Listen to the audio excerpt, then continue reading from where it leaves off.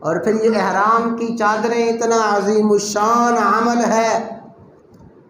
حکم ہے کہ جب چادریں احرام کی باندھ لی ہیں سر نہیں ڈھانپنا، چہرہ نہیں ڈھانپنا۔ حجۃ الوداع کا موقع تھا، حجۃ الوداع کے موقع پہ رسول اللہ صلی اللہ علیہ وسلم سفر حج فرما رہے ہیں، منزل بہ منزل سفر جاری ہے۔ ایک خوش قسمت خوش نصیب صحابی رسول اللہ صلی اللہ علیہ وسلم کی معیت میں سفر حج کے لیے رواں دواں ہیں، سفر کرتے کرتے حالت احرام میں ہیں،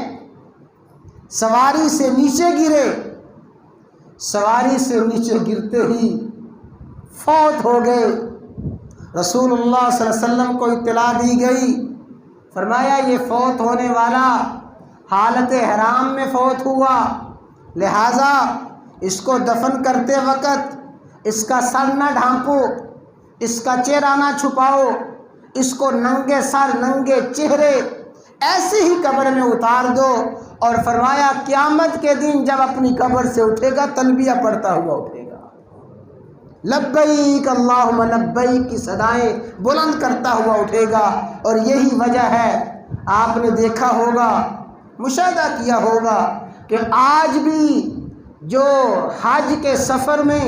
حالت احرام میں خوش قسمت خوش نصیب فوت ہوتے ہیں، ان کے جنازے جب بیت اللہ میں لائے جاتے ہیں اور ان کا جنازہ پڑھا جاتا ہے،